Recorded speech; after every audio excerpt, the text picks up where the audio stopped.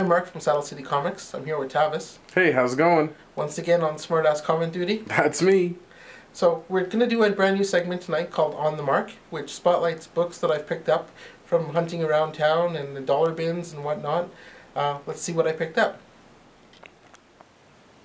Before we get on with the haul, I'd like to talk a little bit about the prints that I have sitting behind me here. We've got 3 prints that I picked up over the last couple of years at the local expo here in Calgary. And the first one is by Tony Moore, the iconic cover of Walking Dead number 19, the first Michonne.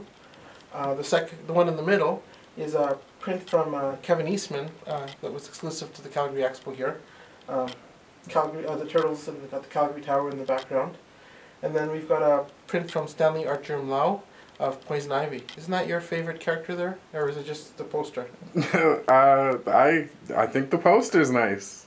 It's a nice poster. It is. I've got a few other prints from Artgerm that I can showcase over the next few videos. Just let me know if you want to see more.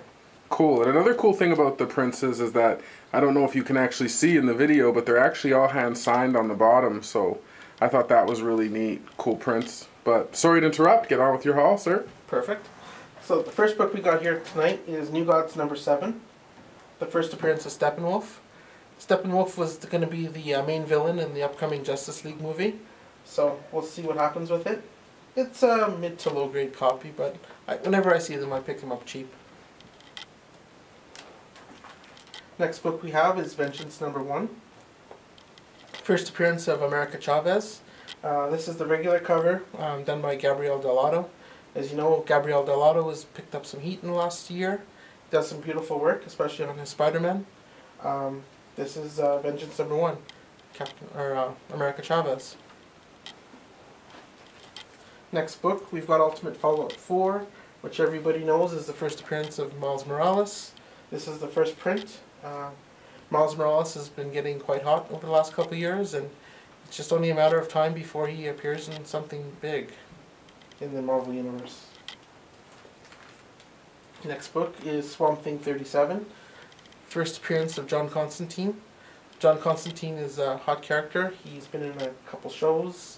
He had his own show earlier last year, and as well he's been in the Arrowverse, and most of all, John Constantine is going to be in the next Justice League Dark movie, if that comes to fruition. But it's a beautiful copy, and it's hard to get with this yellow background. And weren't you saying something about a controversy behind that book? Oh yes, technically they say it's not his first appearance. He appears in 25. But he just appears as a little head. It's never been confirmed that that's actually John Constantine. Apparently the artist just had a thing for Sting and makes everybody look like Sting. Next book we got here is some Bronze Age goodness. We've got Man Called Nova number 1, newsstand edition. It's a beautiful copy.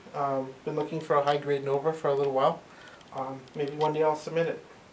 Newsstand. It's a variant. You had to point out newsstand. Direct sales. No.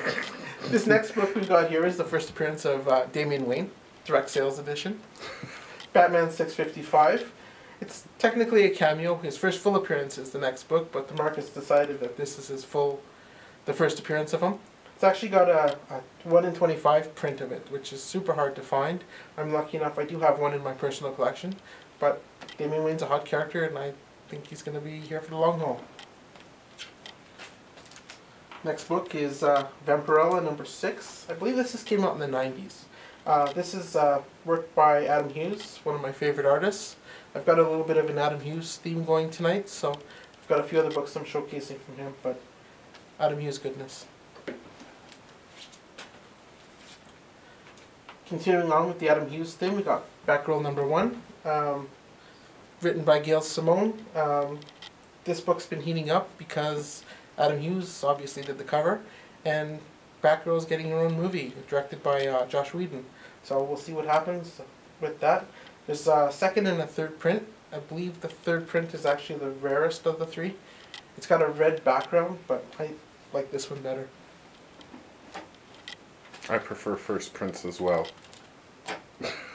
And direct sales. Next, continuing on the Adam Hughes thing, we got Tomb Raider, number 34. Beautiful Adam Hughes cover. took me a little while to find this, but I did finally track it down a couple weeks ago. I'm quite happy to have it.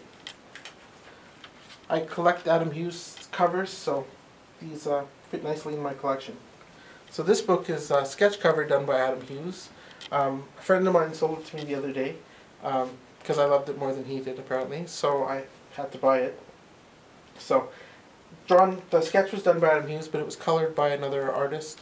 But I like it colored, and I just think it's beautiful. I'm a huge fan of his Hughes Supergirl, Legion of Superheroes 23 especially. Maybe one day I'll pull that book out and show it off. But original artwork by Adam Hughes, how can you go wrong? Pretty much. This, starting up with a Star Wars theme, I've got the action figure variant for the new Darth Vader series. This was a website exclusive from the artist, John Christopher Tyler, and I have a bit of a weakness for these action figure covers. Tavis and I have been buying them for probably the last year off of his website. Yeah, and I just can't get enough. I'm not all on the action figures, but just the Star Wars one brings me back to my childhood. And especially some of these were never actually created, so it's beautiful to see how they would have looked. Exactly. Evil Anakin. Continuing on the Star Wars and Adam Hughes, we've got an Adam Hughes cover for Boba Fett. Beautiful paint cover, Boba Fett.